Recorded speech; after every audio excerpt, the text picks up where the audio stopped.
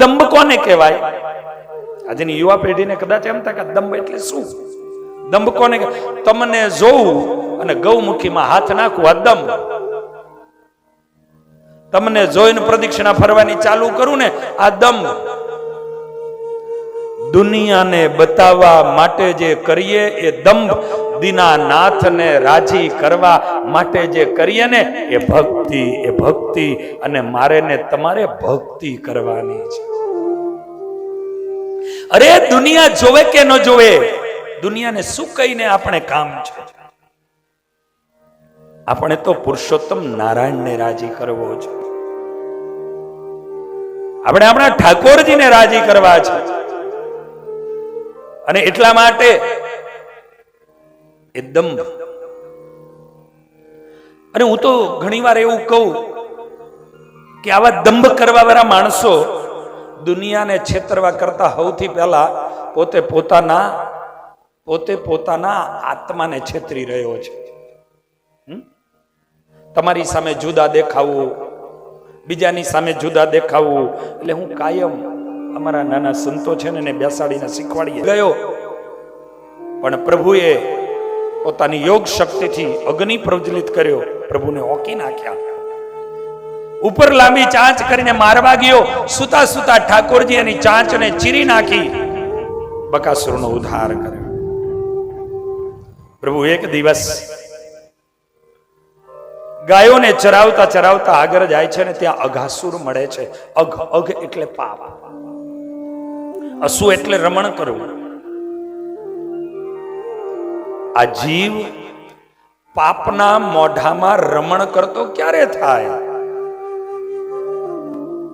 સતના પથ ઉપર ચાલવા વાળો એ પાપના પથ ઉપર ચાલતો કેમ બની જાય છે?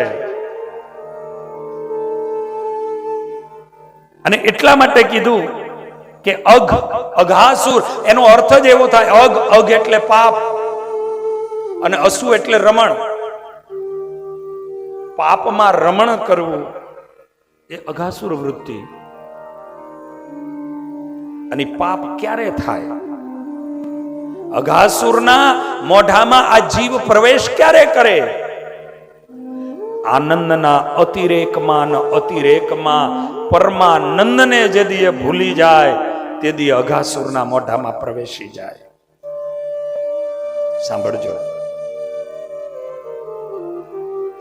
આનંદ મૂર્તિ એવા પરમ કૃપાળુ ભગવાન લાલન કૃષ્ણ છે. ત્યાં બધા સાથે રમી રહ્યા છે અને રમતમાં એવો કે ભગવાન પાછળ રમી ગાડી લઈને આવતા હતા.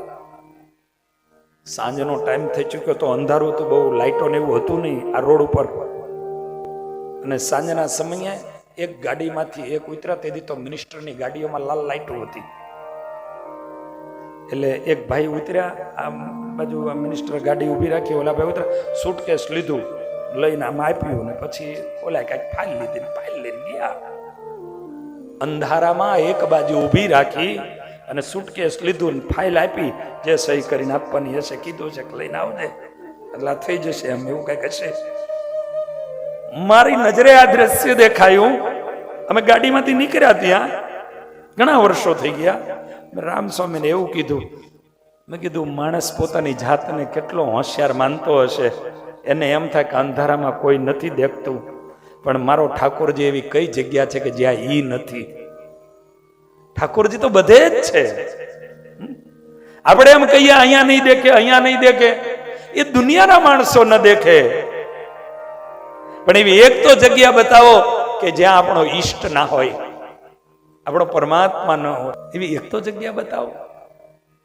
ગુફા માનીને પ્રવેશ કર્યા, એની જે અઘાસુરની દાઢ્યો એ પહાડો એને દેખાયા. આવું એને મોઢું ફાડ્યું હતું. પણ અંદર ગયા પછી ગોવાળિયાઓને ખબર પડી કે આપણે કોઈ ગુફામાં નહીં પણ કોઈ અજગરના મોઢામાં આવી ગયા છીએ. અને તેથી ભગવાન કૃષ્ણે અંદર પ્રવેશ કર્યો. આર્તનાદથી અમને પ્રાર્થના કરી, ભગવાન અંદર પ્રવેશ કર્યો.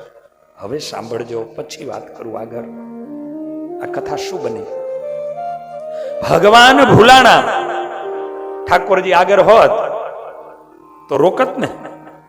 ત્યાં ન જવાય, અસુર છે. અને તે દિવસે એને આર્તનાદ કરતા એટલું કીધું તું કે અમારી માએ અમને શીખવાડ્યું તું લાલન કે કૃષ્ણને જમાડ્યા વગર જમતા નહીં અને કૃષ્ણની આગળ ક્યાંય જતા નહીં.